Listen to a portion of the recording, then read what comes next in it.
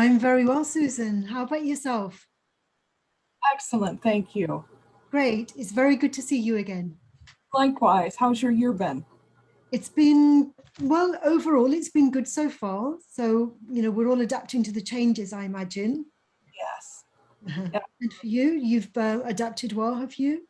Bumps in the road, but I'm still upright and breathing. So Yeah. Well, that's that's a good start. That's a good start. Susan, I yes. like all of us, we've created different stories around everything that's going on around us, and around the world, like even within the same country. You being in the US, I know there are so many different narratives to explain, to interpret what's going on. And what are the different stories that you are feeling are impacting, influencing your behavior at this point in time during these challenging times? We all fall part of a story, don't we? There are stories within stories. And what's the story that you're finding yourself engrossed in? I think how we've pivoted and adapted has been, for me, the thing that continues to resonate about our current times is to see people that have either folded, like they can't adapt to a new model, or they have pivoted and created different um, ways of doing things. And so I'm really struck by the process, maybe even more so than I am the end product. It's how people have turned the narrative around, how they have decided to sink or swim. And I know last year at this time, I was still struggling to pivot. I wasn't doing very well with that. And maybe that was because of other things in my life, but I still feel like what I've learned about myself is that I don't like change in some instances. And I wouldn't have said that about myself. But I have narrowed it down. At least I understand what kinds of change I don't like. But it really did affect my business because I was having a hard time pivoting. I think I finally understand that in myself, but it was a sort of a conflict between my heart and my head. My heart wanted to continue to do things that the old way, to connect with people one-on-one, face to face. And I wasn't adapting well to the virtual world. I found I wasn't as influential. I didn't seem to reach people as well.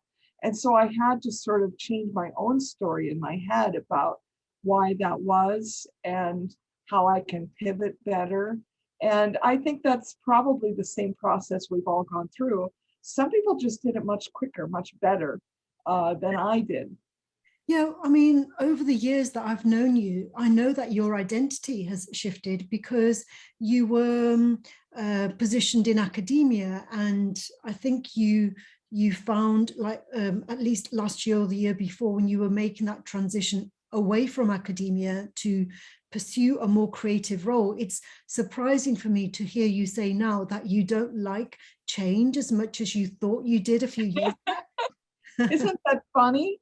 I think so many times we get busy and we get in a certain lifestyle and we do things a certain way. And especially the older I get, you know, yeah, it is shocking to me to say that, but I have found that what I love is creative change. I just have not always known how to do that very well, very quickly, I should say. I was always amazed early on in COVID how so many people pivoted so quickly. And I think of restaurants, for instance, to keep their doors open, they pivoted to takeout and curbside service. And a little different when you're a speaker and an author and your book signings have been canceled and your speaking gigs are gone. And so perhaps it's just context, but yeah, you're absolutely right. I'm sort of a little bit of a conundrum, a little bit of a, what do I want to say, conflicting sides of me.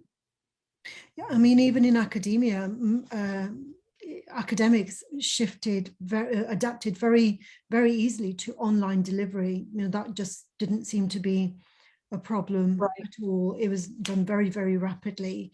In fact, it was like so easy to shift online that some people were asking the question, well, if you're doing just as well with online delivery as you were with face-to-face delivery, well, what was wrong with that face-to-face delivery that it could just so easily be done online? You know, like, what is it that we were not providing? What is it that when we shifted to the online delivery that students didn't even miss? So what is it that we were missing out on already that the shift didn't really cause as much havoc as we thought we would? That was interesting in itself, you know? Yeah, and I do think what it has revealed is something I said a few years ago when we talked, which was that I felt there needed to be a paradigm shift in academia, and that was part of my struggle with staying. Was I felt it was still maybe a little bit of an archaic model that wasn't really reaching all of the ways that students learn. And so I think what we found is how much do we need brick and mortar schools? Yes, I will always argue that in person there's an energy and dynamism you don't get um, just virtually. But I think a lot of it translates virtually, a lot of it. And so the question, is do we need to continue brick and mortar? Do we need to continue a 60 or 90-minute class structure 3 or 2 days a week? The whole model of higher ed needs to be shaken up, I believe. And I believe that even more now that I've left. Mm-hmm. And I suppose in terms of identity, we have to shift our identities. Who are we? Like, are we the sage on the stage, or are we our friend on the side? And so your identity as an artist and your identity as an academic, do you feel like you were wearing two different hats when you were positioned as an artist in academia? Yeah, I think it's perhaps the again, now that I've gone a few years, I marvel at all that I did within one day. 1 hour I'm hanging lights, the next hour I'm helping an actor with dialects, the next hour I'm blocking a scene, then I'm teaching a lecture on theater history, then I'm sewing a costume. I really marvel at now at how much I did. I think for me, both of those things influenced and helped the other. But the detriment was always that it took so much effort sometimes for me to shift my brain from one activity to the other that it was really so exhausting. And so that's where my burnout came after, 20 years of doing that. I couldn't do that anymore. My brain wasn't firing in the right way. But I think to your question, my identity was always solid in that I knew that I was smart and I knew that I was artistic. And I knew that there was a place for both to exist at the same time. And the only thing I miss about academia is that my challenge every day was, okay, how am I going to do all of these disparate tasks and do them well? And I sort of miss that challenge, but I don't miss the exhaustion that comes as a result of it. So to your question, I think I know that as a person, the creative realm is where I feel most alive. And so I will always gravitate towards those outlets that allow me to feel that and to help other people to get to a place where they can feel that. But again, it's so much more about the process than the end product. I think my process as an artist is maybe more interesting than the art itself. So go back to your topic, which is storytelling. I think what we have to do as artists then is to tell our stories about our process, about our art. Yeah, that's right. And when you're telling that story, every story has the characters, the lead role, the protagonist. And so your story about who am I in this story? Who am I? And it seems as though you integrated your identity very well, that you identified with being a creative artist and you also identify with being an academic, and you synthesized all of that. And then there's the story about, well, where have I come from and where am I going? And I suppose the shift, you know, like your positioning in academia and then your positioning outside of academia, it's like moving forward, it is all related to this journey of life, which is a story in itself. And it's like, well, where have you come from and where are you going? And very often people answer that question of like, where have I come from? Or when they ask you the question, where have you come from? If like a stranger meets me for the first time on a train, for example, when I'm traveling, and they'll say, where do you come from? And where do you come from? And very often the question is not about your location, the question is about our race. You know, they look at me and racially they see that I'm different to their own race. And it's like that question, where do you come from? It's like, what race are you? And so how do you respond to that question for yourself? It's like, where do you come from? What's your origin and where is it that you're going? Excellent.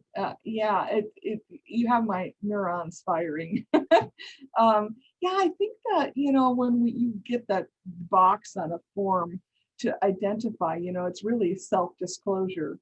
No one's going to come back and investigate your background and said, well, you said you were Indian American, but you aren't, right? So it's about disclosure, and it's about self-identity.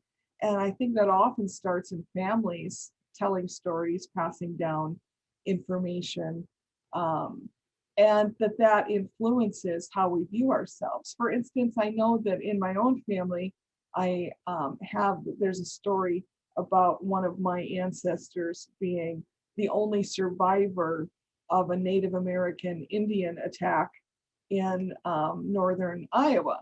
And so I'm a direct descendant of this woman who survived this massacre of her family.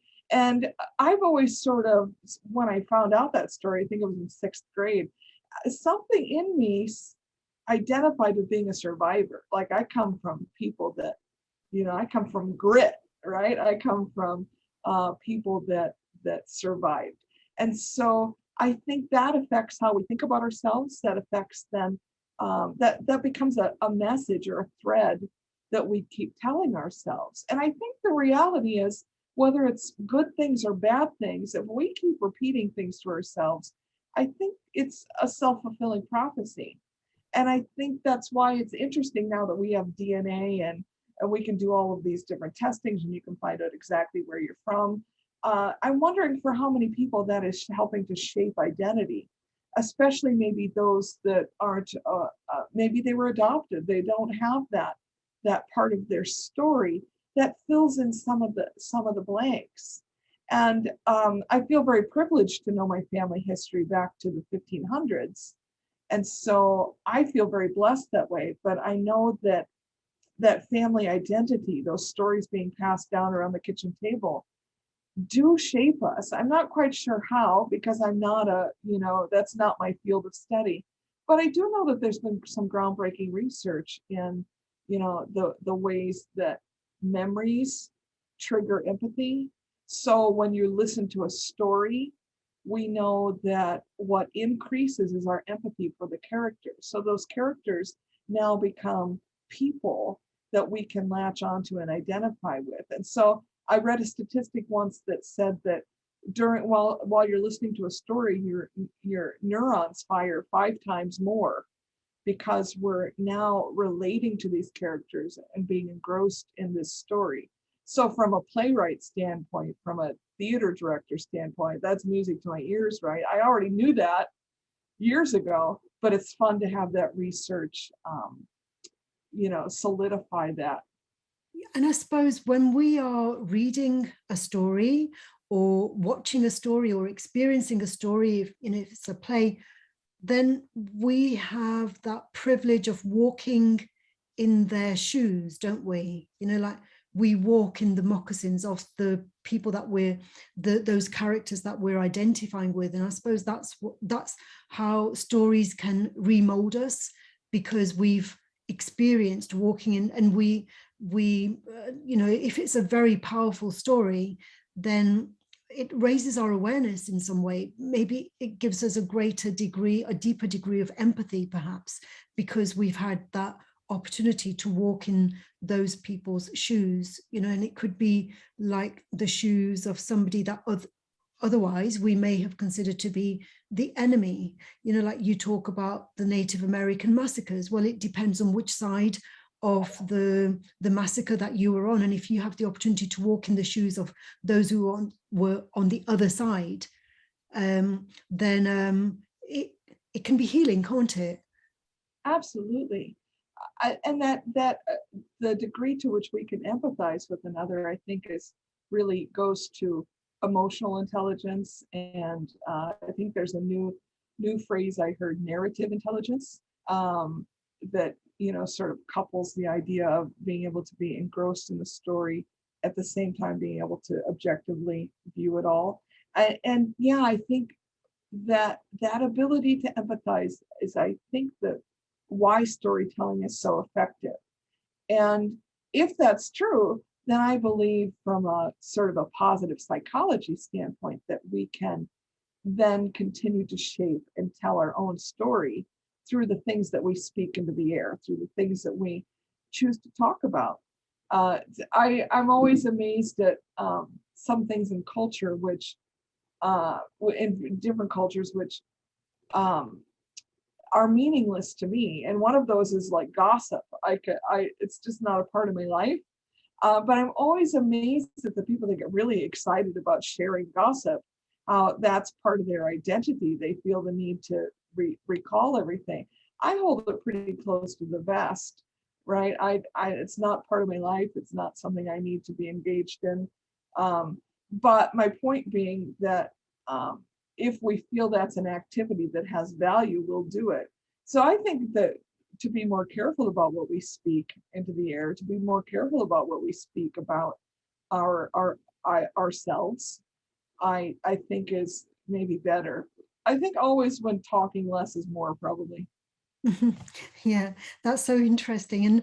And I suppose when you talk about stories and you know, being a playwright, like there are various characters, and each of them will see that story from their own point of view. And I keep thinking about, well, every story that we hear, it's not the whole story. And so it's about, you know, like patching these different stories from different perspectives and different positions and whatever, patching them together to see a fuller story, that a more you know, whole story, you know, like let's kind of like see what we can gather, and without making one story right and the other story wrong, let's see where there is a creative synthesis, so we make a bigger story, a more varied story, a more, you know, an enriching story, as it were.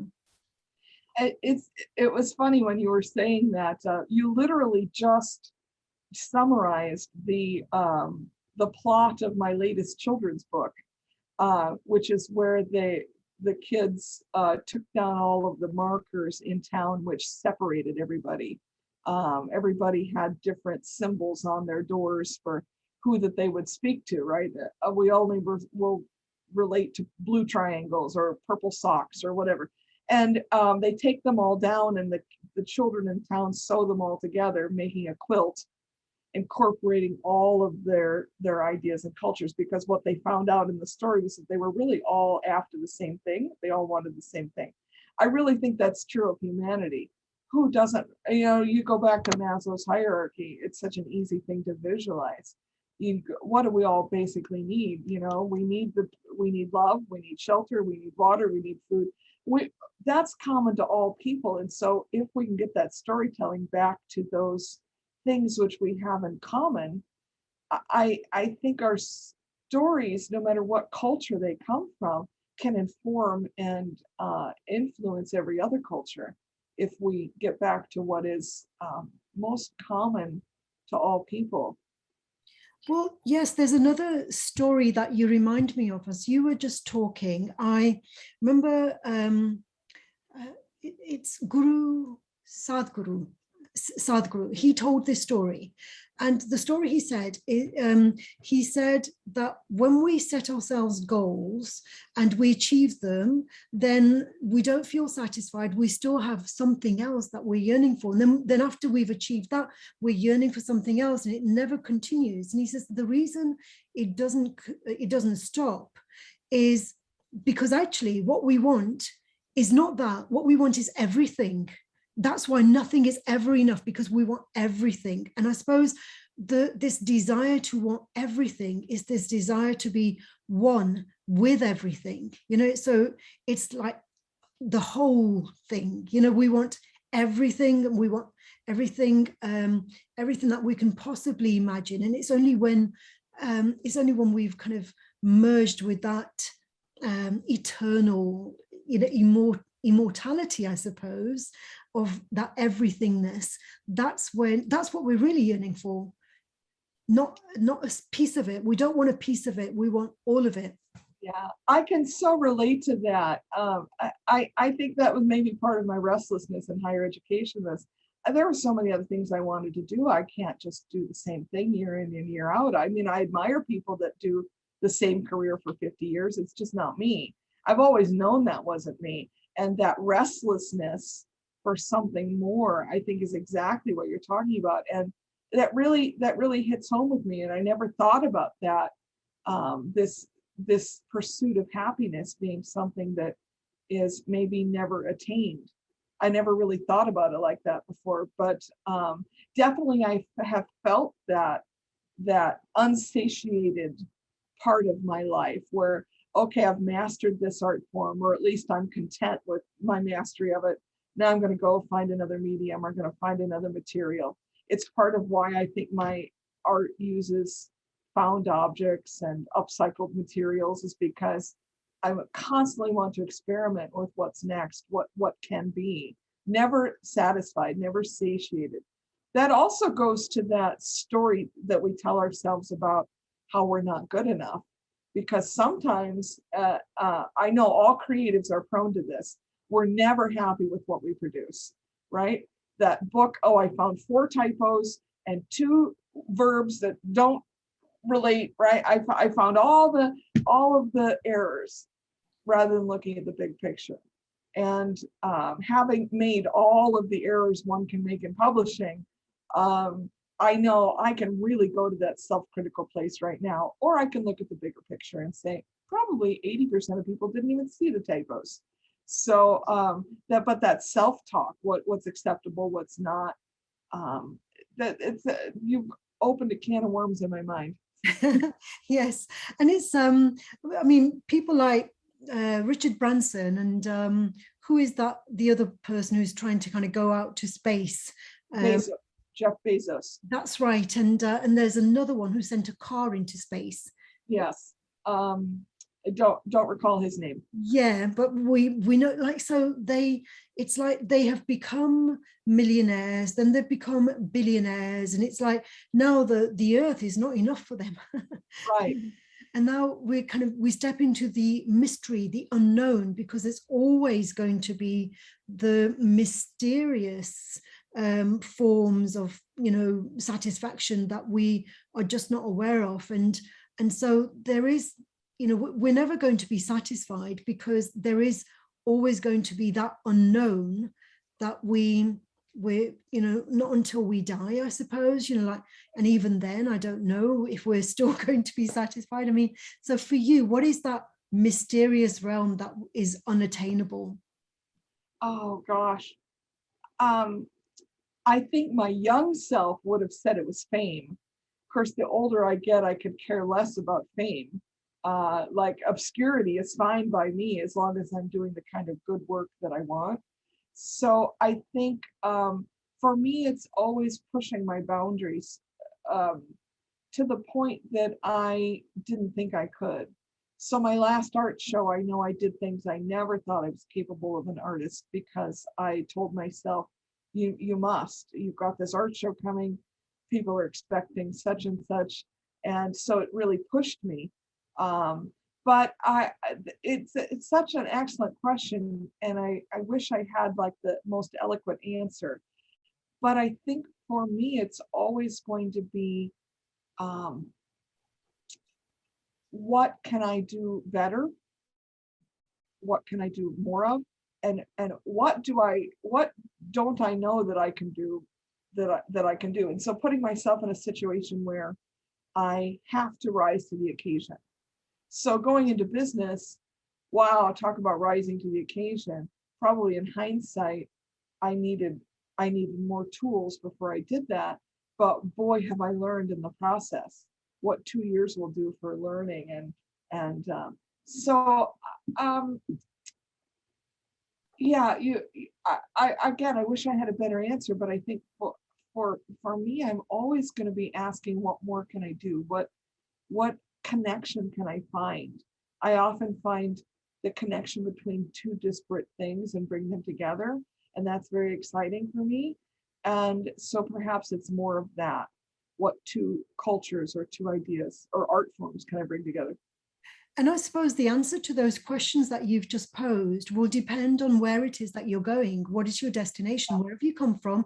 Where are you going? And if you have a clear vision of where it is that you're going, then those answers, those questions will be answered. But I think that's where the problem lies, is that most of us, we don't have a very clear idea of where it is we're going, and therefore our purpose in why we're here, right now. What is our purpose here? We don't know, because we don't know where we're going. Yeah, and I think that that brings a spiritual element into the conversation, which is that where you're at spiritually, what your beliefs are about life beyond this earth, also can greatly shape, as a believer in Jesus. I think my worldview is often shaped by that, as being, well, this is a temporary place for me. My real life is going to be beyond. If you don't have those same beliefs, then maybe here and now is the absolute. So I think that spiritual component can't be overlooked. And I think really, I forget who said it, but it really is the underpinning of everything we do, whether we're aware of it or not. Um, for instance, I don't get so hung up on material possessions. In fact, I have a yard sale every year. I like to declutter. I don't like to be burdened by things, because in the whole spectrum of things, that's not so important to me. Things are not a great part of my family history. And so I don't value them as much as maybe somebody else did, who smuggled out of a country under war, and they have these 5 possessions that represent their whole culture, right? It's a different narrative for me. And but I think that spiritual element underpins everything I do, whether I really say that or not. Yeah, that is very interesting, because so in terms of our identity, like as you say, that person who fled their country with 5 artifacts, their identity is wrapped up in those material things. They contain the identity, don't they? Yeah. Whereas for yourself, if you found something that belonged to your ancestral grandmother who was the survivor, you wouldn't let it go.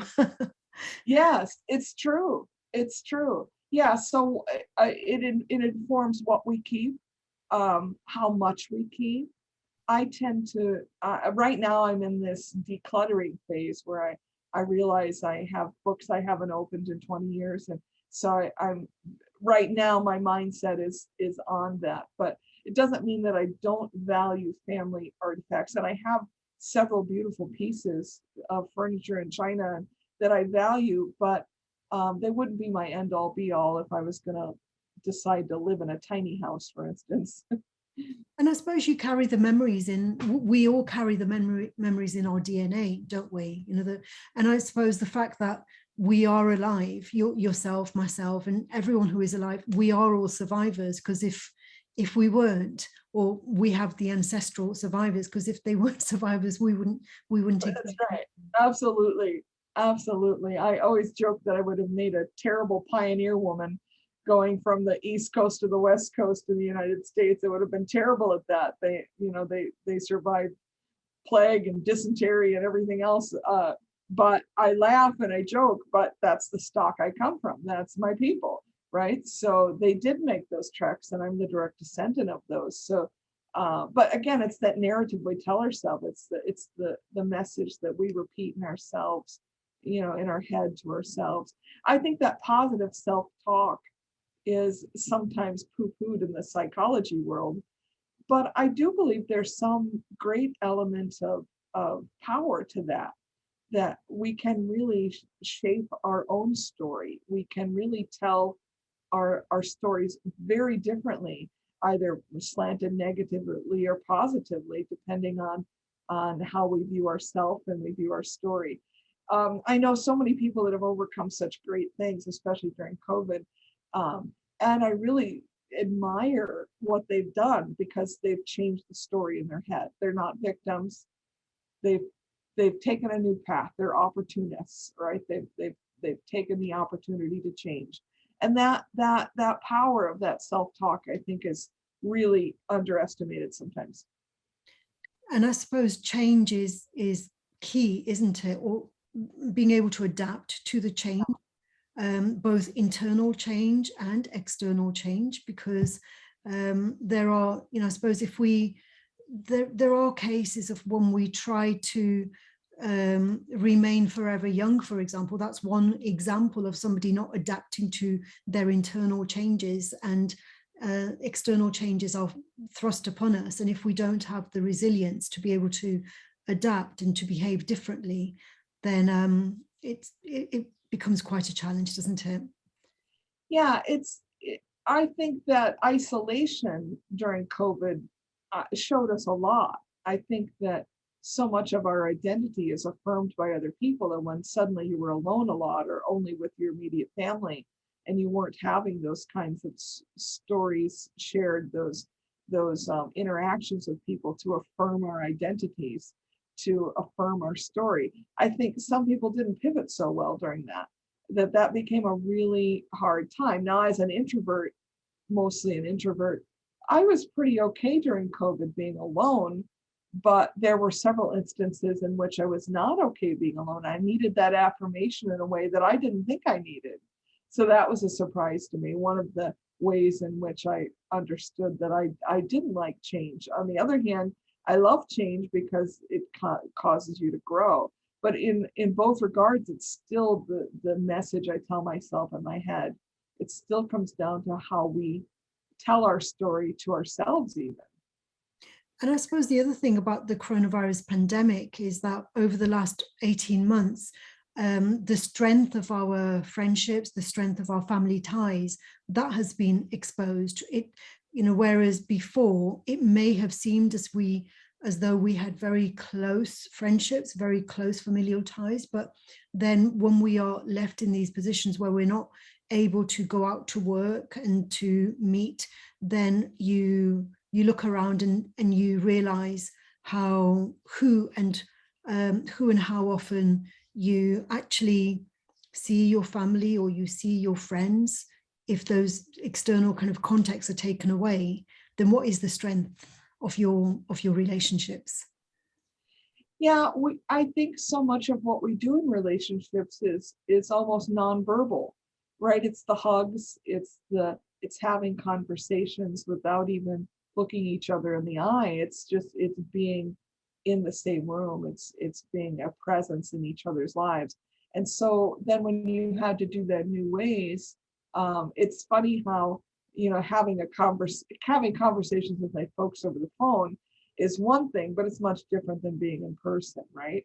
So yeah, I think we found that, gosh, we don't actually have a lot to talk about in some realms, right? Even though they're my parents, right? We don't have a lot to talk about because they don't understand my professional world. They don't really even understand my artistic world as much as they try. But that's where writing books has been good because they do understand me through that medium. That's something more tangible. But yes, I think we've had to find new ways to relate to each other. We've had to have new conversations that we probably wouldn't have had before. And those were probably less creative than in person, but they challenged us in ways to be more creative. Yeah, because very often we tell stories around having dinner together, or sharing food, cooking together, and or just even having a cup of tea together. Like not a Zoom cup of coffee, but Right. relaxing and just chilling out with each other. And those are the times when we tell each other stories of our lives. Stories about other people, which we can call gossiping. Gossiping is one way of like telling stories, and those stories can be fabricated, they can be Right. aggressive, they can be very judgmental, but at least those stories give us, they also strengthen those interrelationships, to have something to say about mutual contacts, or that is an opportunity to tell a story. Absolutely. Yes, all parts of the same, all parts of the narrative. And it's so much different when you're doing it electronically. But it is funny, the little things that creep into your conversation, right? Like I know the last time I had dinner with my folks, we were eating, and what my mom made reminded me of something my grandma used to make. And then it was a whole discussion of, is this a variation of her recipe? Is that something when did you learn to make this? Or who taught you? And and so stuff that you probably would not speak over the phone about because you're not eating together.